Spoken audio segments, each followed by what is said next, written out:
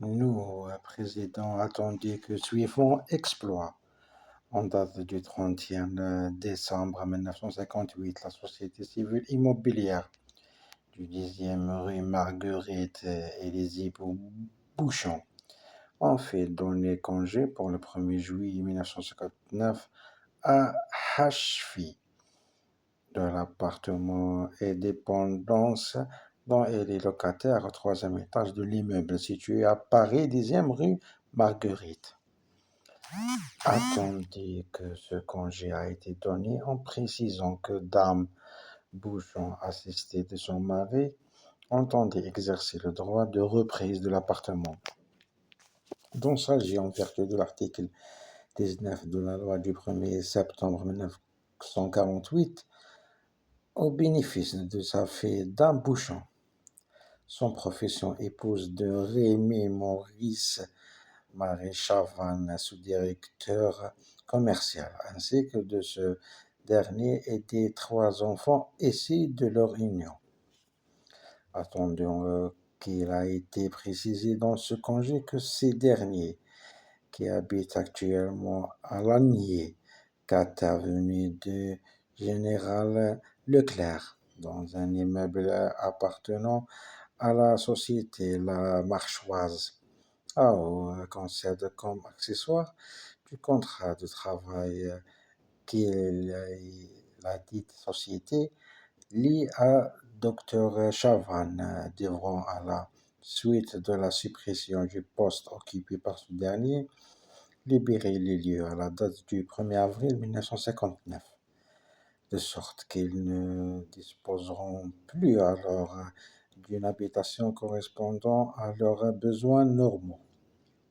Attendu que par exploit du 28 février 1959, la société civile immobilière et les époux Bouchon ont assigné Hachfi pour entendre faire droit à leur demande en reprise.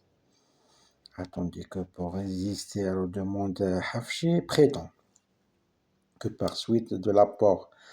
par les propriétaires indivis de l'immeuble à la société civile immobilière du 10e rue Marguerite, constitué suivant acte reçu par Maître Durand des Zinois et de Reder, notaire, le 31 septembre et le 1er octobre et le 23 octobre 1958. La propriété de l'immeuble s'est trouvée transférée à la dite société, que le droit de reprise est un droit personnel qui ne peut pas être exercé par une société, personne morale, qu'au surplus l'acquisition réalisée par la société de l'immeuble 6 à Paris, 10e rue Marguerite, date de moins de 10 et moins de 4 années. Qu'en conséquence, l'action en reprise exercée par la société demandera serait irrecevable que de seconde part, pendant l'existence de la société, le bien apporté lui appartenait à l'exclusion des associés, qui n'en sont nullement copropriétaires,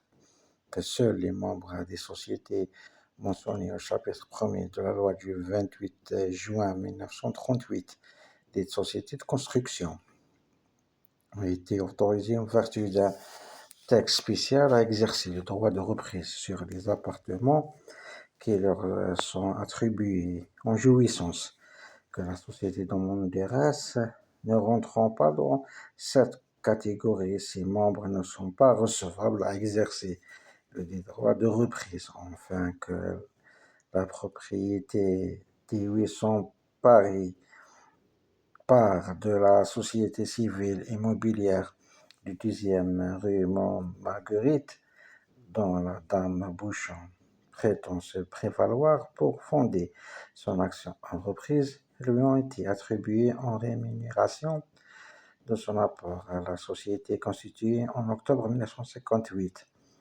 que les droits de la dame Bouchon ont été conférés depuis moins de 4 années qui sont suivies. Et selon Hafchik, sous cet aspect encore, dame Bouchon, aussi bien que la société civile immobilière du 10e rue Marguerite serait irrecevable à exercer le droit de reprise, régi par l'article 19 de la loi du 1er septembre 1948. Sur la recevabilité, attendez qu'il résulte des statuts de la société civile immobilière du 10e rue Marguerite, rappelant les origines de propriété. Au terme d'un acte reçu le 27 janvier 1948 par Maître Penaud et Durand des Alnois, notaire à Paris, il a été procédé entre la dame veuve Pernaud et les héritiers de Maurice Pernaud au partage des biens dépendants tant de la succession de Maurice Pernaud, décédé le 10 juillet 1945, que de la communauté Pernaud-Perrier, et qu'au terme du même acte,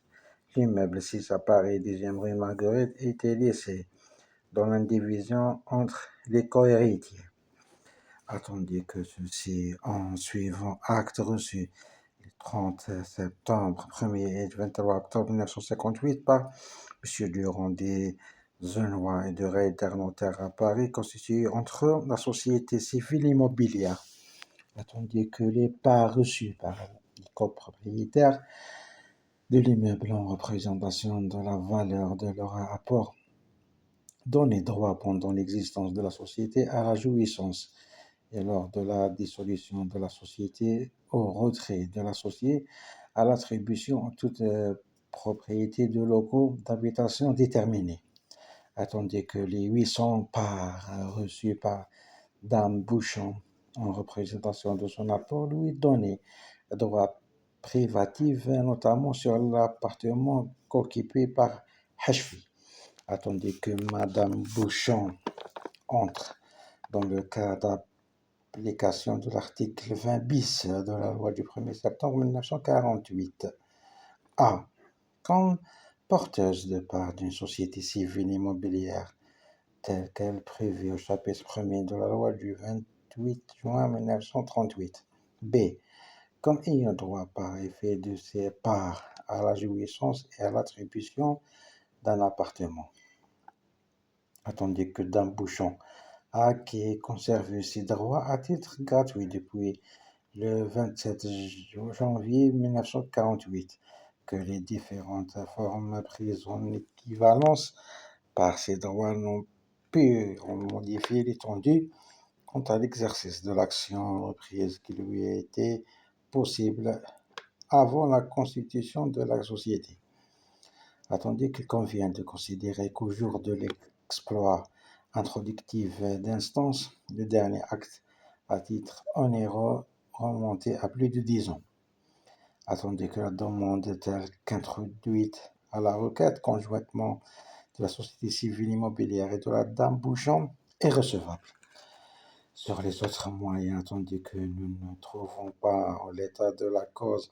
les éléments suffisants pour statuer qu'il est de recourir à une mesure d'instruction. Attendez qu'il est de ne pas préjudicier aux droits des parties par les délais qu'impose la procédure, qu'il y a urgence à mettre en œuvre la mesure d'instruction. Par ces motifs, disons que le dernier acte à titre onéreux remonté à plus de 10 ans, le jour de l'instruction de l'instance. Disons recevable la demande en reprise formée en vertu de l'article 19 de la loi du 1er septembre 1948